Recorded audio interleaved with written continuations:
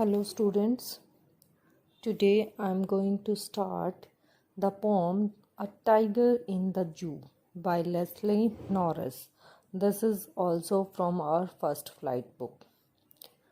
Let us read something about the poet. Leslie Norris was a famous short story writer. He was born in 1921 in Wales.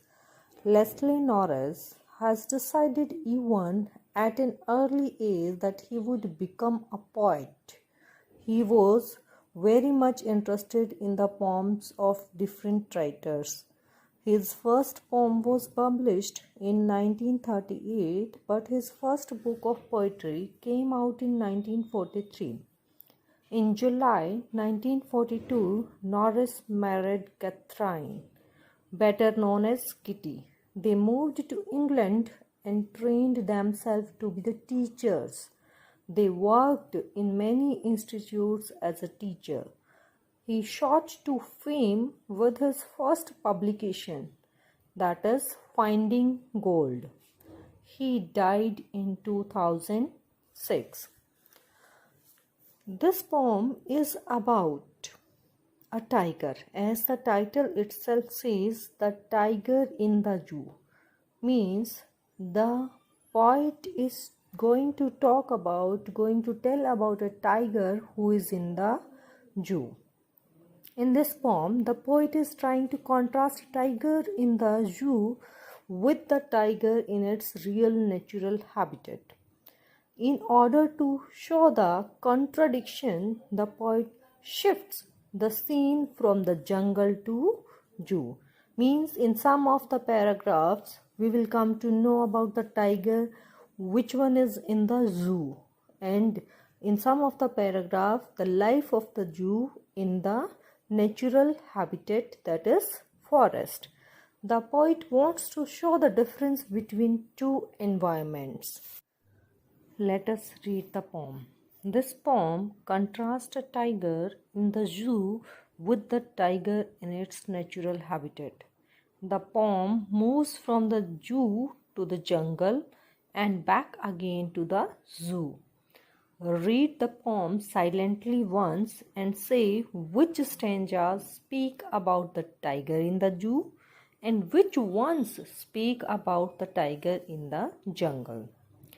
First paragraph. He stalks in his vivid stripes, a few steps of his cage on pads of velvet, quiet in his quiet rays. Stalks here means moves, and vivid here means clear, deep, bright colors. Pads here means soft part under the feet of the tiger. And raise here means anger. Here the poet says that a tiger that is confined in the zoo moves around in a cage under his bright colored skin. He further says that the tiger can take only a few steps because the cage is small and it is not easy to move in it. One can hear his footsteps because he has very soft feet like velvet, because of which there is no sound of the tiger's footsteps. The tiger tries to control his anger by quietly walking in the limited area of his cage. And he is angry also because he is not free. Here, the poet has also used some poetic devices. In the first line, the poet has used he for the tiger. Okay, so it is personification here. And as we read the paragraph, or further we will read the complete poem, the picture of the things comes in front of our mind. So the poet has also used imagery here. Okay, the poet has also used metaphor. In the third line of this paragraph, the tiger's paws are compared with the velvet. Comparison is being wherever indirect comparison is there, that means metaphor is used here. His paws does not make any noise, and because of the softness they have been compared to the velvet. In this line metaphor is used. Now in the fourth line, in his quiet rays, the poet has used oxymoron. Oxymoron is a poetic device in which two opposite words are put together. One, quiet, which is totally opposite to raise. Raise means anger. That's why oxymoron is used here. Second paragraph. He should be lurking in shadow. Lurking here means hiding to attack the prey. Sliding through long grass. Sliding means with ease, walking with ease very slowly through the long grass near the water hole where plump here means fat deer pass. So here the poet has used the poetic device alliteration, repetition of pp, plump, pass. So what does it mean? This paragraph tells that this tiger was free. If this tiger was free, he would have hid himself behind the long grass near the water bodies so that he could easily catch a deer in order to have it as its food. Basically, the poet wants to say that the actual life of the tiger is to live in jungle where he could catch his prey and eat it, but the tiger is in the cage and cannot do so. So beta, in the first paragraph we come to know that the tiger was in the zoo. Now in the second paragraph the tiger is in its natural habitat. In this paragraph, the poet has also used imagery. The poet tries to create an image of tiger's activity, how he is lurking, he is hiding to attack the prey. Okay, the picture comes in front of our eyes. Third paragraph.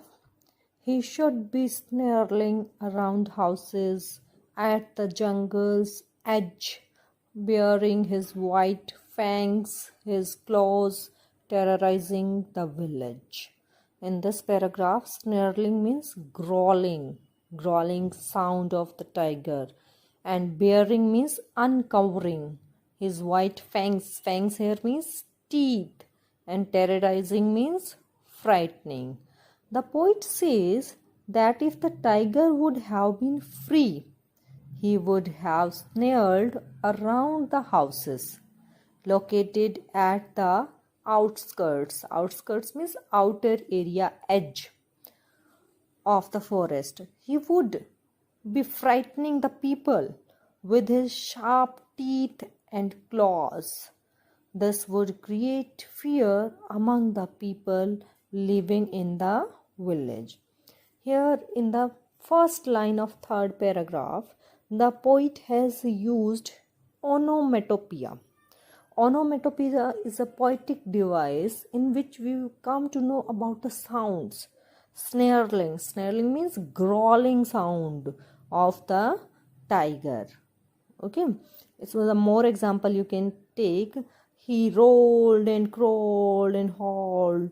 So this produces a type of sound. Wherever the word which is used for the sound, there the poetic device is onomatopoeia. Fourth paragraph. But he is locked in a concrete cell. Concrete here means building made of bricks, cement, sand or water. Cell here means cage. His strength behind bars, stalking the length of his cage, ignoring visitors. Stalking again here means moving, walking. Now the poets come to the reality of the tiger. that is inside the cage. He says that the tiger is confined in a strong cell, in a strong cage.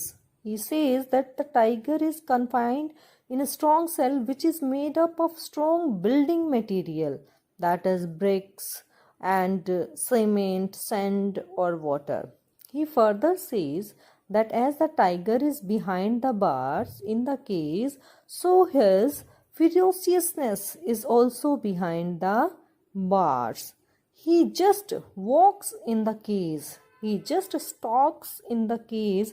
He never tries to terrorize the visitors because his power is restricted by the cage, though he wanted to do so, but he is restricted to do so. Therefore, he never tries to terrorize the visitors as he cannot attack them. He ignores them. Why he is ignoring the visitors? Because he sees that the visitors keep coming and going. None of them thinks of releasing him from his prison. The tiger sees that all of them are fellow of without feeling. So he stops taking any notice of them. He is very sad also. He is frustrated in the cage. He wanted to live a free life. Last paragraph. He hears the last voice at night, the patrolling cars. Patrolling means keeping watch over regularly. The stares and stares with his brilliant eyes at the brilliant stars. The poet says that in the night the tiger hears the sound of the patrolling cars. Patrolling cars are the vehicles of police which are used to guard at night. So in the night the tiger hears the sound of these cars. He then stares. Stares means looks continuously at the shining stars with his shining eyes. The poet wants to say that the tiger is sad, and as he is confined in the cage, so he cannot do anything. Therefore, he stares at the stars in the night and tries to divert his thoughts towards them. Here the poet has used alliteration. Alliteration is used in the because H sound is repeated here in the starting. He hears. In the first line, alliteration is used by the poet. Why do you think the tiger looks at the stars? Because, beta, the tiger has lost all hope from men. Now he has hope from heaven. Heaven means from God only. It is this hope that has kept the brilliance in his eyes, the shining in his eyes. That is why the tiger looks at the brilliant stars with his brilliant eyes. The central idea of the poem: the tiger is a proud creature. It is a shame that such a powerful and untamable animal should be caged in the zoo. In his natural and wild habitat, he does not need the help of any kind to hunt its own food. His hunting of deer at the waterhole may seem rather cruel. He hunts not for pleasure but for food. His presence in the natural habitat is necessary to maintain the balance of food chain. Sometimes the tiger may stray into human habitation. He only displays his strength and ferociousness, but he does not harm anyone till he is provoked. Even in the case, he ignores all those who came to zoo to see him as entertainment. Like human beings, the tiger too loves and values his freedom. He shows his anger, hatred by walking about in rays in the cage. Human progress should not be at the cost of destroying the natural habitat of untamable and proud animals like tiger. So beta, everybody of we want to live in our natural habitat. We don't want our freedom to be restricted by anyone.